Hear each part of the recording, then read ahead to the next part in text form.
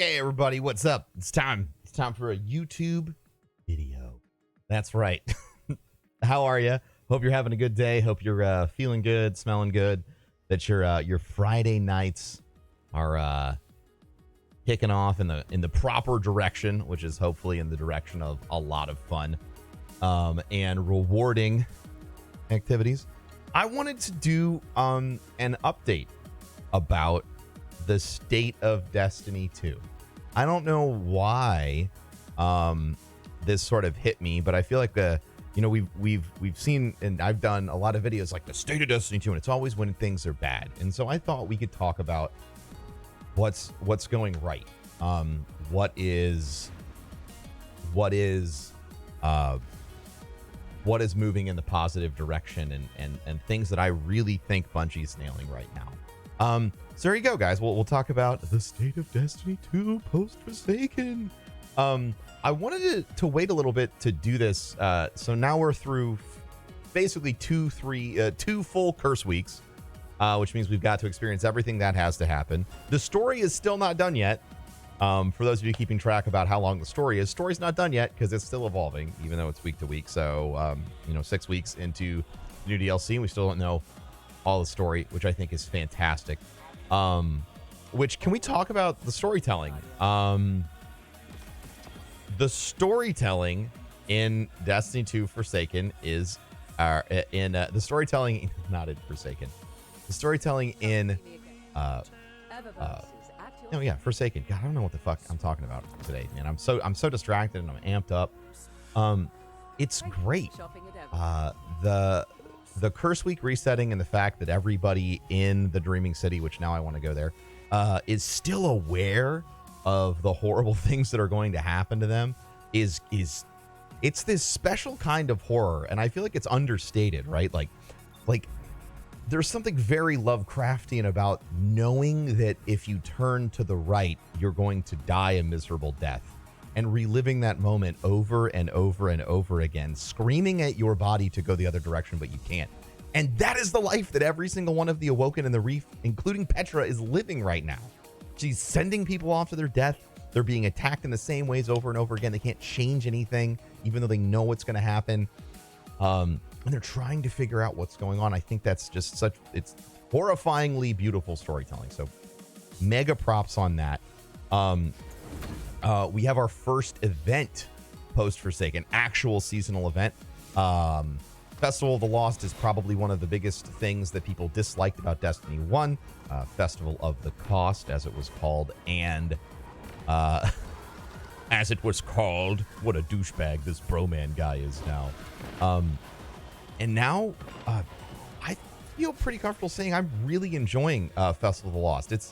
It's over-delivered on everything I was sort of expecting. I was expecting a fun event where we would probably do like Lost Sectors and Strikes and Crucible and be silly and spooky, and it would be a fun time. I was not expecting a Diablo Greater Rifts style timed combat event where you would farm it for souls to get new masks, triumphs, and a really dope piece of gear. That is fucking great. If that is the history, or if that is the future of what events look like in Destiny 2, I am really excited about everything that this game is going to have to offer going forward. Some of my biggest concerns going into Forsaken was, the renewability of everything. We are 6 weeks in, and I don't know if, aside from vanilla, which had so much stuff time gated and definitely a massively smaller scale of things to do, I can't think of a time where there was more to do every week in Destiny than I had time to do. And I'm a streamer, which is pointed out by everyone who disagrees with my comments all the time. I'm a streamer. I do this full time. I can put 80 hours a week into this game if I want to. And this week, if you wanted to play Iron Banner, do the Shattered Throne on all 3 characters, run the raid on all 3 characters, make sure you did the story, all of your milestones, Crucible and otherwise, make sure that I guess you have a little bit of time to gather all of the special event stuff. And then, I don't know, maybe farm for 1 or 2 catalysts or exotics. You wouldn't have any fucking time left. I'm finding myself hard pressed to do anything. In fact, I have done very little this week other than play through the Nightmare, Nightmare Forest. And that's because I've been enjoying Black Ops, but it would take a very focused effort for me to be able to get through all of the content that is present in the game right now. And that is absolutely incredible and something that has not happened since Destiny launch. Ever. And it's something I think that I, as a content creator and as a fan of games and as someone who got super excited about the, hearing about what Destiny was supposed to be before I was even streaming, I finally feel like it's exactly what I was hoping for. Are there places for the game to improve? 100%.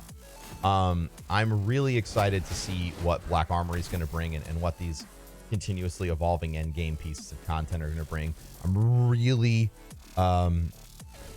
curious about what the raid layers are going to be like. Obviously, that's going to be a big point of contention for the community. I feel like Destiny's really redefined what it is to have a raid, so I'm hoping they can redefine what a raid layer is as well. No prestige raid. I know I've done a video on this, but I wanted to touch on it here because it's great for the status of things. I think the idea of making a beautifully designed encounter and then couching the challenges inside of the triumphs is awesome because it makes everything feel optional. I'll be the first to admit I thought that the curated loadout thing would be a blast, but the fact that I have the seal that I want to get, Ribbon's Bane, and I have to do all these achievements. I have to make sure that I complete the raid with buds that are all the same subclass. I have to do a completely deathless run, which is optional. Strength, remember all these different challenges. It's amazing. It's amazing and unexpected. And putting that sort of enjoyment behind a triumph, a seal, something that shows up that lets other people around hey, this is cool, and this is something I like about the game, and I matter, and it's incredibly unique and difficult to get. It's awesome. It's the sort of time investment mechanic Destiny has sort of desperately needed. I would still love to see perpetual growth in the game. Whether that's incredibly hard quests that allow you to add 1 to your base resilience or something like that, or incredibly long, timeline things that take you forever to do, whatever it might be. I still would love to see those sorts of things in the game. On the PvP side, I feel like the game's in a great place. You feel powerful again. You can outplay people if you want.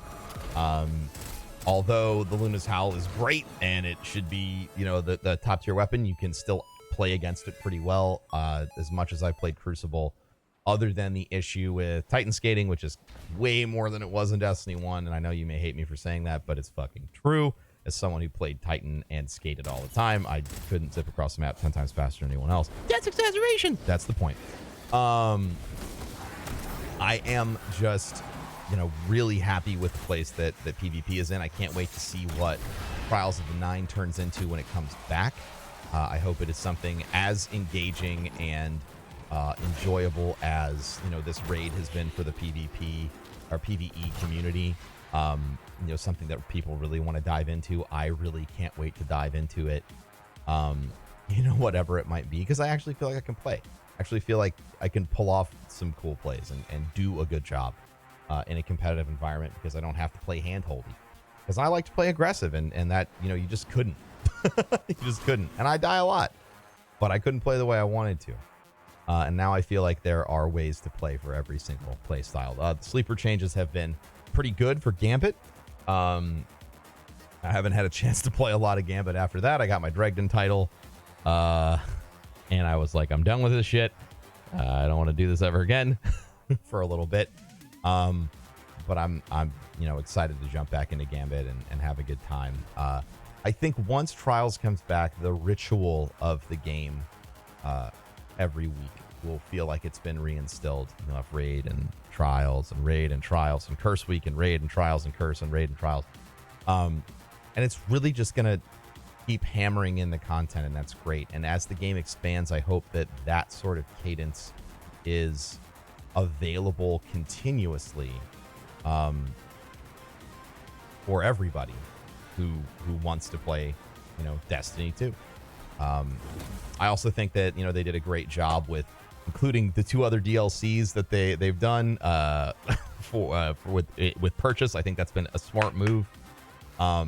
Hopefully we'll get like a couple more free weekends with the base game for people who want to try it out. And my hope is maybe during the holiday season there'll be like a $40 everything bundle that really just lets everybody come in for the cost of the DLC. I think that would be a smart move. But yeah, as far as I'm concerned, the current state of Destiny 2 is really fucking solid. It's a game that I enjoy jumping into every single day when I play it. I occasionally get mental exhaustion from how much there is to do, and I find it hard to focus on stuff. But that's neither here nor there. Having too much to do is the best sort of thing you can have in a massively open, alive world filled with other players. Thanks for watching today, everybody. I love and appreciate you, and I'll catch you next time. Peace.